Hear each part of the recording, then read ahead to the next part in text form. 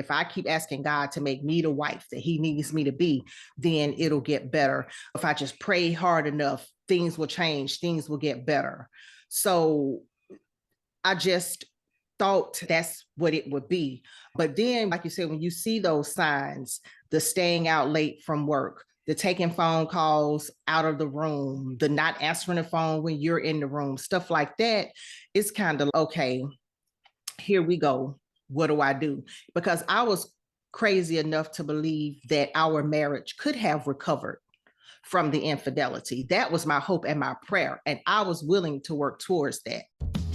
NL Publishing Service Academy proudly presents Listen Up, I Got a Story to Tell podcast with literary success consultant DK Walker, sharing with you writing tips, marketing ideas, publishing information, and inspiring interviews for your author journey. So, without further ado, let's get right into it with DK Walker. Hey, I'm DK Walker. This is Listen Up, I Got a Story to Tell podcast, the #1 podcast for self-publishing authors. Not only I got a friend in the building, I have a personal friend in the room. Katrina Thomas, could you please say hello to the people? Hello, hello, hello. How is everybody? How are you doing today, ma'am? How are you doing today? I am doing well. Thank you for having me on. I appreciate it. No. Thank you for being a good sport. This is actually our second go around. The first go around, we had technical difficulties. I need to figure this out, right? I really need to get me an assistant. I had my wife come down and she threw me in her team. She came down and helped me out. So I don't know if I can put her on the payroll. I don't know if I can pay her in love. I don't know if I can pay her in love. No, it's gonna take more than love. Put on the payroll. What's the? Put on the payroll. I thought love. It's gonna come a time. I thought. No. You sure? No, I'm positive. Put on the payroll. Yeah. I am no more good behind that. Tell me a little bit about yourself, or tell our listeners a little bit about yourself, please. I am Katrina Thomas, like you said. I can't even say newly divorced anymore. I'm like, what's the timeline for being newly divorced? But it's about to be 7 years that I've been divorced. I am a self-published author, a mother of 3. I self-published my first book to Amazon in 2020. I just had a story to write, a story to tell. And I was like, okay, let me finally get these words on paper, because COVID proved that we had time to do all the things. So I did it. Got it done, got it self-published, and it has been an exciting ride since then. You say that it's been an exciting ride, but I'm imagining, and please correct me if I'm wrong, in the beginning, when you decided to write your book, how did you feel in that moment when you made up in your mind, okay, because in reading your book, it was on your goal board to get it accomplished within 5 years, but you did it in 3, right? How did you feel when you finally put your butt in the chair and you put your fingers on the keyboard and you started to type? If you can recall that feeling, walk me through that. I felt like I was finally, I won't say complete because the book wasn't complete, but for me, it was almost like the motivation I need, just the sitting down and actually doing it, because I've been talking about it for so long.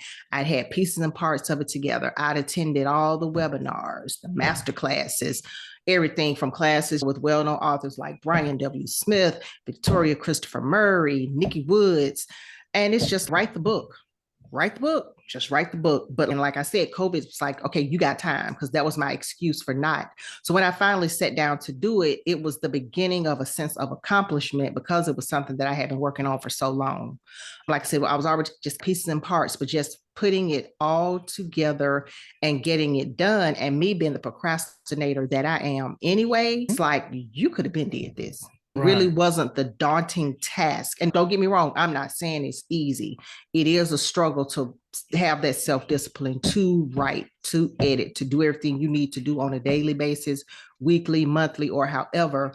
But it was like, if you had just taken those chunks of time before, you really could have had this done. Right.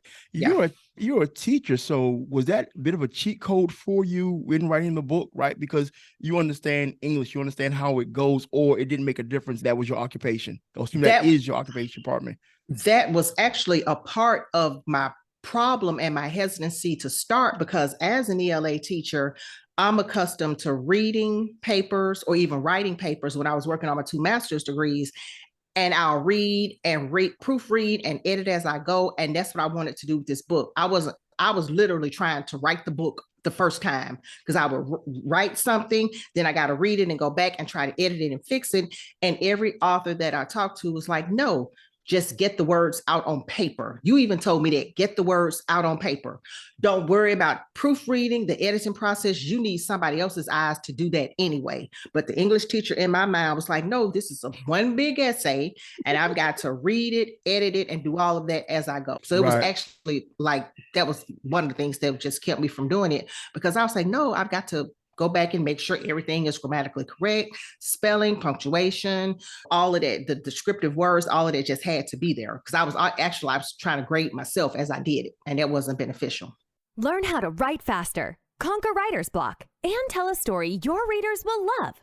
In less than 1 month, writing only 3 pages daily, you can go from book idea to manuscript using the unfair writing advantage. Most authors take 8 months on average to write just 1 book. But in a fraction of that time, you will learn how to craft a book your readers will love and not be hunched over your laptop days on end to do so. Just go to www.theunfairwritingadvantage.com to see what has the self-publishing industry buzzing. Now back to the podcast. I can only imagine. For the listeners that don't know, tell us the name of your book and what it's about, and then we'll walk them through that. The name of my book is 10 Things I Learned When My Husband Had a Girlfriend.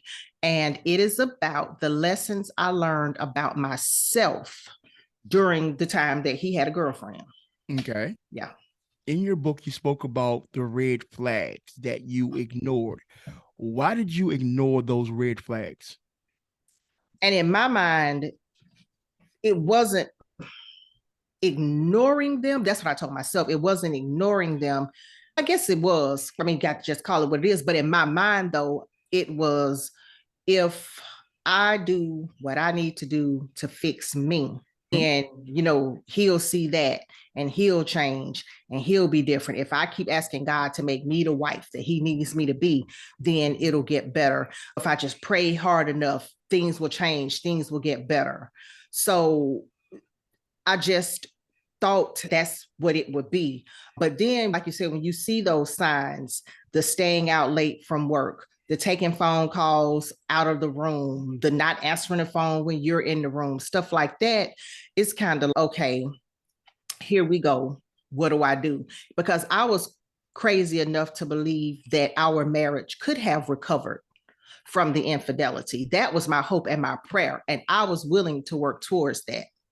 But one thing I learned, which was what kind of prompted me to go ahead and just file for divorce, you can't be the only person rowing in the relationship. Yes, ma'am. Even if it's a friendship, it can't be one-sided. Both people have to be willing to make the relationship work, the friendship work, the partnership work. Both people got to be rowing and pulling their weight, and not just sitting back eating bonbons and macaroons, watching the ship go down every time a hole comes in and water sprouting up. An octopus has 8 arms, and they make and plug all 8 of those holes. But if you're just one person with 2 hands, you can only do so much. So once I got a revelation of that, it's kind of, okay, he's not going to start doing anything different. Okay. So you've got to be the adult in the situation and just go ahead and call it what it is, and it's done. Got you. Also, in your book, I read that you and I hope you don't mind me talking about this. You were in a very dark place. You had very dark thoughts. Yes. Because I know you, right? At any time that we interact, I leave that conversation, I leave that interaction feeling so much better about thank you. Me. No, real talk. Like some people you reach out to because they just shine light, right? For me, knowing what I know about you and to read your book and know that you was in this dark place, how did you pull yourself out of that from having those thoughts? That shocked a lot of people, because a few close people knew, but people who just knew me didn't really know, because I wore it well. I wore the mask very well. I was still able to go to work, go to school, go to church, be out and about in the community, in the neighborhood, functioning. But when I got home behind those 4 walls, and really just even I ain't gonna say when I got home, because even when I'm out functioning, my mind is still replaying those thoughts. That's for me, that's where my faith came in. Okay. Because I was going to commit suicide, and I don't want to give too much of the book away, but I made one phone call in a moment of clarity before I decided to do that. And that kind of that one phone call just got me over that hump. But for me, it was really my faith and my relationship with God, not my religion, not going to church. I didn't run to the altar because I had keys to the church, could have run to the altar and laid across the altar to pray. I had a relationship with God where I could talk to him whether I was at church, in the car, in the grocery store, in the bathroom, wherever. So my faith in God was really, and which is why I included scriptures with each of the chapters, which represent the 10 lessons I learned, because these were the ones that I would go to, because I journaled too. So that's how I was able to put the book together as well. I would use the entries from my journal with the situations that happened. And okay, now let's bring in the how we came past those particular situations. But yeah, I was in a very dark place because it was like I was only either going to kill him or me. But it's like, okay, if I kill him, then you're going to jail. Who's going to take care of your kids? And if you kill you, you ain't going to be here. Who's going to take care of your kids? And so that's it. And like I said, just my faith and that one phone call to the person that was like, no, I need you to just come on home and we're going to talk about this. We're going to get through it. Okay. So I hope you don't mind me asking the next question. Do you think by you being a devoted member of the church that made you stay in your relationship, in your marriage too long? Writing your manuscript has been hard enough, so let NL Publishing Service Academy make self-publishing your book easy as possible. From beautifully designed full and ebook covers to uniquely done typesetting and formatting, our goal is to professionally enhance your manuscripts and book covers to give your readers the best reading experience possible. Need marketing tips, tactics, and strategies? We can help you with that. How about branding and broadening the reach of your author platform? Yep, we can help you with that too. So no matter what your self-publishing needs are, NL Publishing Service Academy has you covered. Just head over to www.nlpublishingservices.com for whatever your self-publishing needs are. And now back to the podcast. I wouldn't say because I was a devoted member of the church. I'm the believer who believes that God is going to do what he says he is going to do. Amen. And I know he is a late in the midnight hour God. And in my heart of hearts, I truly believe he's going to turn this around. He is going to turn this around. But just like I was ignoring the signs that my ex-husband was giving, I was ignoring the signs that God was showing me too. Speak on that, please.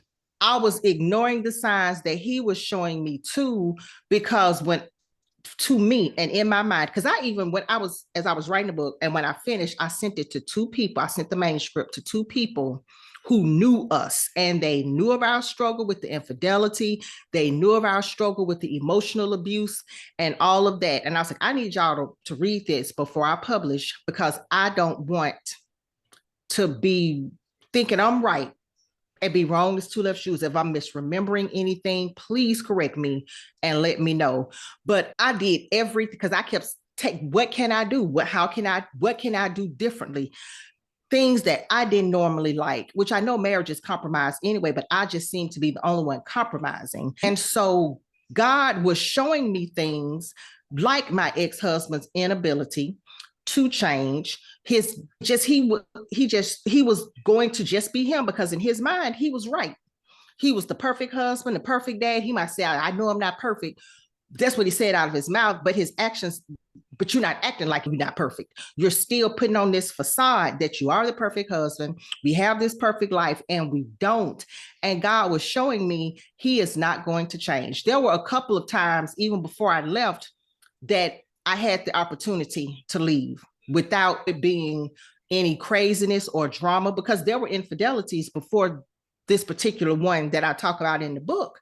And again, you know me, I can forgive and it's going to be okay and we'll get through it. Okay. And it's no, y'all not, you need, I do now believe, and even like I was after I got divorced, I do believe that I stayed longer than I should have. Because just like I said, I ignored the signs that him and his infidelity. I ignored the signs too that God was showing me this is not it. This isn't it. So would you agree that your book, in writing it, has helped you heal? And that's a lot of people ask me that. And I know it's going to sound crazy when I say this, but believe it or not, I healed during that time because I went to counseling. Okay. And if you're a church person, you know what deliverance is. I went through deliverance because I just kept going, Lord, why can't I be the wife this man need me to be? What is it I need to do? So I was always trying to put the work in for me. My prayers were never, fix him, Lord, he your son, change him. It was always, what can I do?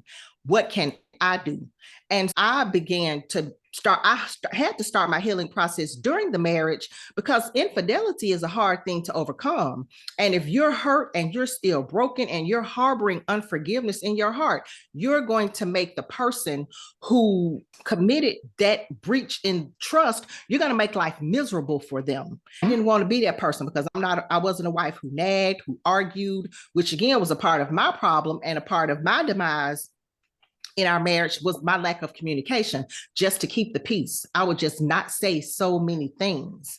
And it worked against me. Instead of speaking up and advocating for myself, just let things go because I just didn't want to be that wife. And he is the head. He's supposed to lead, but it's like, where are you leading us? Where exactly are we going? So I had already started that process. And it's funny you asked that too, because after the divorce, probably had been about 6 months, maybe a year. And I realized that I didn't cry. Like we in the bank signing the papers, getting them notarized, putting them in the mail to the author. And I'm just like, yes, I'm just thinking to myself, okay, this is done. I'm really about to be free. Never had a moment of, oh my, because I was married for almost 25 years. Would think there would have been some mourning, the passing of that, the loss of that. But I was like, you know what? I'm really good. So much so, I was like, maybe I do need counseling. Maybe I need to go back because there's something wrong with me. Nobody should be this okay with being divorced after almost 25 years of marriage. And I was talking to one of my pastors about it one Sunday after church. And I was at a new church. I had left the one where my ex-husband and I attended. And he knew of us through the fellowship at the churches, but he didn't know us. Okay. And he said, all those nights you spent crying yourself to sleep, sitting in your car. And like I said, he had no way of knowing any of this. Sitting in your car crying, all those tears. You've been mourning the death of your marriage for years because it's been on life support. That's why you don't have any tears to cry now. I was like, well, I didn't say that in church, but that's literally what I thought in my mind. Because it made sense to me. Because I just couldn't believe I was so okay with not being married for like almost 25 years, 3 beautiful kids. I cried harder when my OBGYN told me she was retiring after I found out I was pregnant with my 3rd child. I almost passed out in her office. And our relationship was almost as long as I had started seeing her right after we got married. So our relationship was like 20 years. She had been my OBGYN. That devastated me more than getting divorced. Ooh, that's deep. Okay. Yeah. So that leads me to my next question. You at your age now, I'm not going to ask you because I am a gentleman. I don't want you to kill me, but you. Oh, no, I'm proud of these 50 years. Oh, man. Okay. The 50-year-old Katrina, if you had to turn back the hands of, if you had the power to turn back the hands of time and talk to your younger self, knowing what you know now, and for lack of better words, being naive back then, what would you tell you? I would tell me to be smarter about my financial choices, to set myself up financially for the 50-year-old Katrina. I would tell myself to advocate for yourself. Speak up. That episode of A Different World where they had to give those eulogies and Whoopi Goldberg was telling Gina, because she found out she had HIV and was going to die, you are a voice in this world and you deserve to be heard. That's what I would have told my younger self, because if I would have had that voice or found my voice, then I would have voiced concerns, not just even with my marriage, but just with people in general. So I definitely would have said, set yourself up financially for a better future and use the voice that you have. It deserves to be heard. You have a story to tell and the world needs to hear it. Yes, ma'am. Yes, ma'am. That leads me into my next question. What would you tell other women that find themselves, that's currently finding themselves in your shoes, still holding out hope when God is clearly showing them that their husband, their mate, their spouse is a season and not a lifelong partner? I would tell them, and again, because I am a woman of faith, that's particularly who I feel I speak to. Now, because we already know the world operates different, and that's fine. I ain't got no hell to put nobody in, no heaven or hell to put nobody in, no judgment over here. But my thing for anybody would be, if the two of y'all, both of y'all got to be willing to work it out. And if y'all have tried time and time again, or you, even the men, and you have tried time and time again, and she just refuses to do what is right in the eyes and the confines of y'all's marriage, y'all relationship, then somebody needs to be the adult in the situation and ask, are we done? Have we served our purposes in each other's lives? Am I a proponent of divorce? I am most certainly not. I am all for keeping families together, especially Black families. Amen. But we don't want families together for the sake of putting on airs. Oh, just to say I have a wife, just to say I have a husband. But are you happy? Are you at peace? Can you lay your head down at night on that pillow and be at peace with the person that's laying in that bed next to you? Yes, we all have disagreements, but do you both disagree respectfully, or do you hit below the belt? And go to counseling. Couples counseling, individual counseling is a wonderful thing. But if both of y'all aren't rowing in a relationship, then you might need to reevaluate that relationship. Mm-hmm. If you can't come up with a plan to move forward together, I just don't know how you can stay together and the marriage really be all that marriage was designed to be. And don't get me wrong, I know there are different variations of marriage. Not people do what they want to do, but for people who truly love, honor, and cherish the sanctity of marriage, it takes two people to do that. One, you gird each other up in your weakness. I'm strong. In my weakness, you're strong. That's what it's about. But if you're being a strong one all the time, something's not right. And you've got to reevaluate it and see, okay, what can we do to fix this? Facts. Do we even want it to be fixed? 1,000%. You just got to ask the hard questions. Ooh, true. And I think that's that's the hardest part. Sometimes a person that's aware, they see the writing on the wall. Right. But what stops them from asking the hard questions, from having the tough conversations, is the simple fact that it's uncomfortable, right? Because it's going to go one or two ways after that. You're going to find that, yes, we have problems. Yes, we're not perfect, and that we need to fix it. Or it's going to identify that one or both of y'all don't want to fix it. Now it's time for you to go your separate ways. And that uncertainty of going your separate ways is another factor, I believe, because I'm on my third marriage. I'm like Nikki's the last. Yeah. I pray that we grow older together, but if she go, I go. I'm not doing this no more. I'm not. That's just because I know me now. With all that being said, I love your book. I love you. Do you have anything else coming out far as book-wise? I think your story, your message has helped anybody that read it, man, woman. It doesn't, whether you're in a good space in your marriage, bad space, anybody read your book will be helped. I can testify to that personally. Do you have anything else coming out behind that? I might kind of have something I'm working on. And just to kind of reiterate what you said about anybody who has read the book, my target audience, of course, was not single people. And it wasn't just married women. It was my target audience was anyone who had experienced infidelity, whether it was a man or a woman. But I had single people read this book. Oh my God, these lessons are timely for me, even in my single season. I had married people. Yes, ma'am. This book caused us to have the conversation of, have you ever cheated? Or if one of us did, how would we work through it? That I didn't even think about those things when I was writing the book. So to hear people tell me that, it's, oh my God, really? Thank you. But yeah, I am working on a project. I might be working on maybe turning it into a screenplay and just pitching it and seeing where it goes. Because again, that was not my intent. I just knew I wanted to write a book to tell my story of hope and healing and to spread that to others.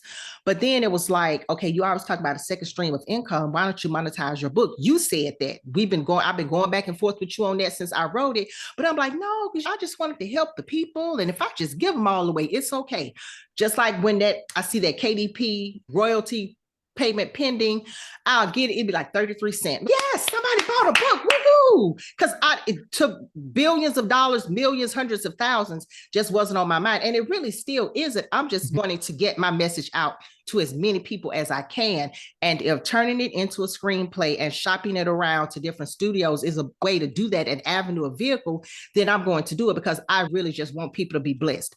Infidelity, betrayal, cheating, affairs, whatever you want to call it, stepping out is not the end of a marriage. It does not have to be, if both people are willing to work on it. It does not have to be. Like I said, I'm not a proponent of divorce. I am all for saving marriages, especially Black marriages. And if any way I can get my book out there to spread the message of hope and healing afterwards, marriages can be stronger. It sounds crazy, but they can be. Because I don't know, it'll bring you a level of closeness and trust and comfort that you didn't have before. But both people have to be willing to work on it. But yes, I could be working on turning it into a screenplay. So hopefully we're just going to see how that goes and kind of go from there. All right, I'm gonna give you a heads up. I'm gonna definitely nudge you, because I think your work is phenomenal. I honestly, like, and you actually, if you think about it, the stuff that I was telling you early on when you started too, right? People have been telling you that it's been needed. Your message, right? Like, you went through something not for the pain's sake. Like, your message, you went through that for your message to be shared, right? Yeah. Please, by all means, get as much juice out of that lemon as humanly possible. If you don't do anything else, before I let you go, before I let you get out of here, where can readers find your book at, and where can people find you at on social media? My book is available on Amazon, ebook and paperback. 10 Things I Learned When My Husband Had a Girlfriend. I am on Facebook, Katrina Oliver Thomas, and that's something I got to work on too, is creating an author page. But for right now, I'm going to open myself up to the public and let people follow me. And Instagram, I'm Katrina Thomas _72. Okay. See this, because I don't really be doing it for real. So let me just pop on my phone right quick and see. That's, again, you talking about a manager. I need a social media manager or somebody to coach me through how to leverage social media. Katrina _Thomas 72. That's me. Katrina _Thomas 72.